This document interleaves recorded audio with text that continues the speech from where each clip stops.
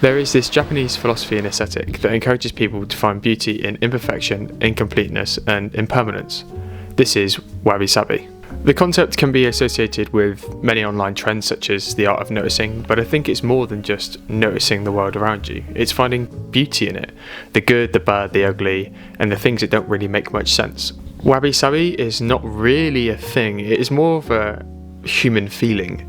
It is the understanding that things are ever changing, decaying, or growing, and once again, finding beauty in that. I'm currently reading Wabi Sabi by Beth Kempton to further my understanding of Wabi Sabi.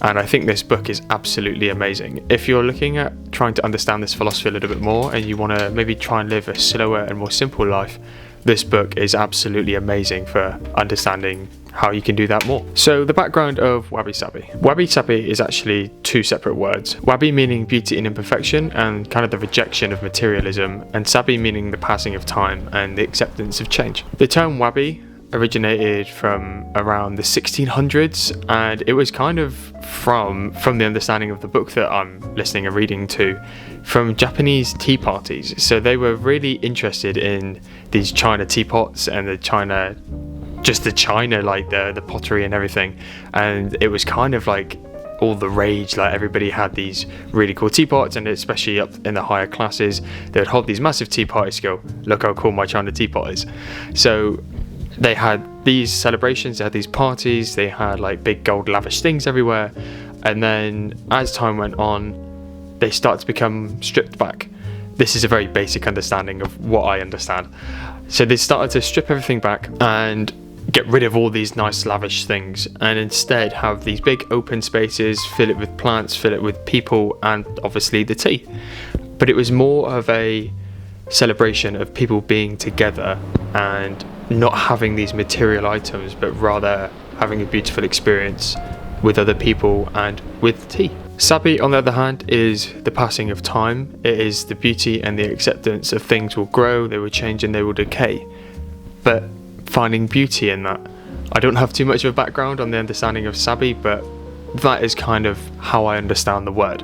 Everybody's Wabi Sabi will be different because we all experience things differently, and the way that we view things will therefore be different. My own concept of Wabi Sabi will be completely different to how you see Wabi Sabi, and I think that's the beauty of it. So how can this Japanese philosophy of Wabi Sabi relate to photography, where algorithms rule and everyone is searching for like the perfect image? Sometimes it's best to take a step back and really evaluate why you're either taking photos or why you think a photo is really nice. I know that when I'm looking at other people's photography work, I'm looking for a sense of joy, a glimpse of hope, and something that brings me genuine joy. It needs to have some sense of raw authenticity. And just like a show home, if everything is perfect, then I'm not really interested. It doesn't bring me a connection in any way, shape or form. I would go, yeah, that looks nice, and move on. But if it has a sense of authenticity and a bit of realness around it, then I might be more inclined to stay a little bit longer. And for me, the best way, I think, to do that is to explore and document life's rawest moments and small senses of authenticity. To have a life full of tears and laughter and the small dents on your sofa than a show home. I think having these explorations of how you go about life and documenting them is beautiful, to have a record of it, because Sabi itself is to understand that things constantly change, they decay, and if we can document these small moments, then those moments obviously in life will decay, but it's small memories of, oh, that's how that used to look. Oh, that used to be grandma's sofa. Oh, that was the dent where the dog used to sit in all the time. It's those small passings of time, and I think when it comes to photography, it's perfect for documenting this. You're literally capturing light that will never be in this formation ever again. And if you can have that almost raw excitement when it comes to your photography, that this exact moment that you're photographing will never be the same again, then that's just amazing. And you will have this sense of joy and you'll want to do it more and more. Therefore, you are documenting your own daily life, daily challenges, and you're embracing them wholeheartedly. And I think plain and simply, you need to just document this in any way, shape or form. It could be videoing like I am now. It could be on a film camera. It could be on your iPhone. It could even be a blimmin' pinhole camera. As long as you're documenting and you're enjoying what you're documenting, then it doesn't matter. People yearn for connection nowadays because everything feels quite shallow, and because everything feels so picturesque. You even see these models and fitness influencers online and everything seems perfect. They eat exactly the same thing every day, or they go and train, or you see these other photographers and everything looks perfect. And if you can show a sense of something not being quite right in your day-to-day life, and that can literally be a wonky skirting board, or I don't know, for example, where my camera is sitting, my windowsill isn't quite complete yet because I haven't come round to that. But if I document that and show that to people in a beautiful manner because of some lighting, then I think that the concept of Wabi Sabi does definitely relate to photography work. And if your aim is to become a better photographer, I think this Japanese philosophy will get you there. So how have I implemented the concept of Wabi Sabi into my own photography work? I've done a lot of photographic experimentation over the last few years, from switching from mainly digital photography now to being mainly film photography, and even creating my own photo book. As I mentioned at the beginning of the video, it kind of can be related to the art of noticing trends, and that is something that I have worked on quite heavily in my own photographic style and the way I like to just photograph in general. And I have a whole video on this and I'll link it at the top. But anyway, the book that I made was drawing on the notion of the art of noticing, but realistically it was using the Wabi Sabi concepts. I started the book off with "Too lost on the worries of tomorrow that the joys of yesterday have forgotten," and that is a notion that I think is beautiful in the sense of how I want to photograph and how I kind of want to live by as well. But when you look at the images, even though they are the art of noticing, it's photographing day-to-day life and day-to-day imperfections in a sense of both how I've either taken the picture or the imperfections of day-to-day life which make people's lives perfect. Which I know is kind of strange, but everybody's life is perfect in their own manners that other people might view them as imperfections. So I don't actually think many of the images in the book are perfect. Some of them are shooting at very high ISOs, so they're really grainy. There are parts of the images that might be more shadowed than I would like, or even the fact of the actual thing I'm photographing has so many imperfections. Some of the outtakes of the book that didn't quite make it was even the fact of, we had a puppy at the time. He's now an absolute pain, but I love him to bits. And he used to love chewing on the skirting boards downstairs. And there's nothing we could have done about it because he always did it when we were out.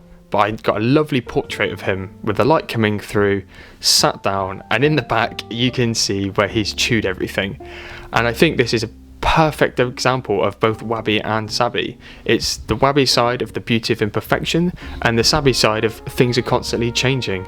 That my dog now is, I think the picture was taken maybe a year and a half ago, maybe a year, something along that. So he will never be the same. He's grown up, he's got older, we've changed the skirting boards, that light is never going to come through at that exact angle ever again.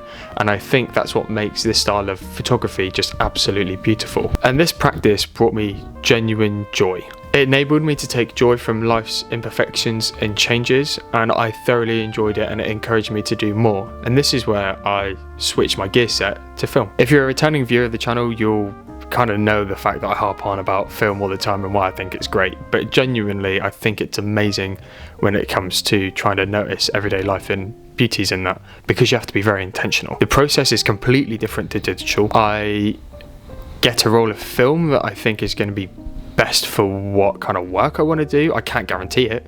I have to kind of work within what I've got. The process of actually taking the shots, metering the shots, I can't even see what I'm taking. I have to be much more deliberate in how I'm doing things, and even the fact of I have to even hope and pray that I've rolled the film in properly to then go and get it processed. It is much more of an experience.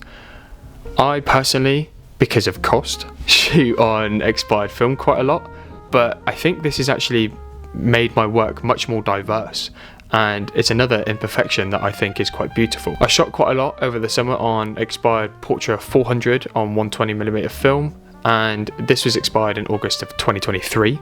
I shot as well in the summer with some old film rolls from Portra 160 that was expired in 2017, and they all had their own characteristics in the sense that there was some fogging or the colours didn't quite match up. But to me, I found the images really, really lovely. I really enjoyed photographing with it because it was more of like a gamble on what I was going to get. I wasn't guaranteed a direct result, and I think that's what makes it a bit more fun. And once again, it's another beauty in an imperfection, and the passing of time has made the film change and decay so that then I can photograph in a way that I think is going to be beautiful.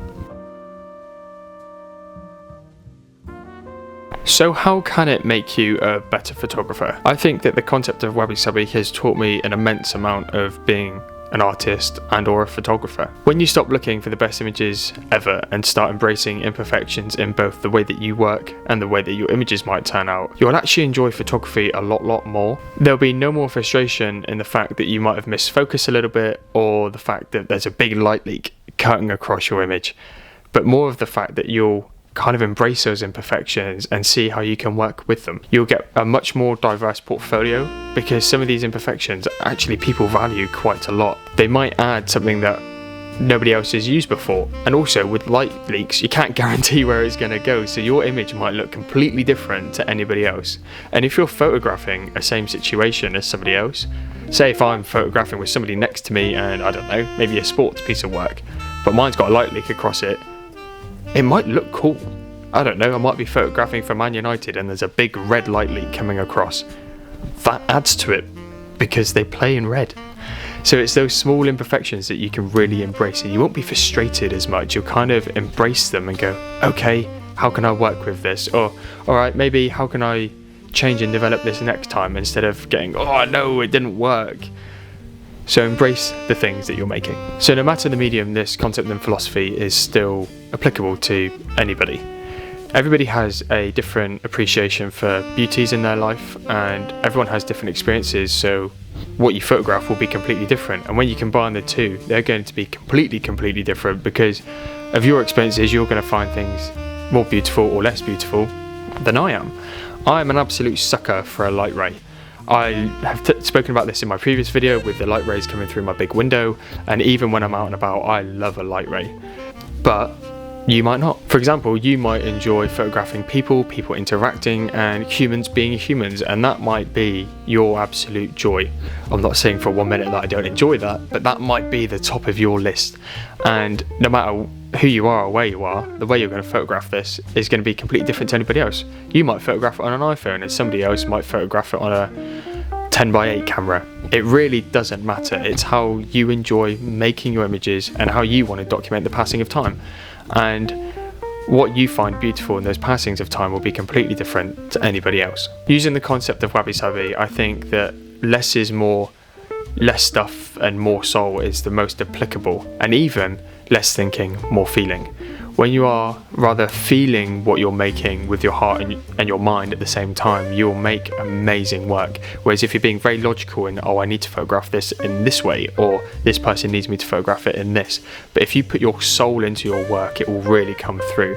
You will enjoy your work considerably more because you are enjoying it to another level.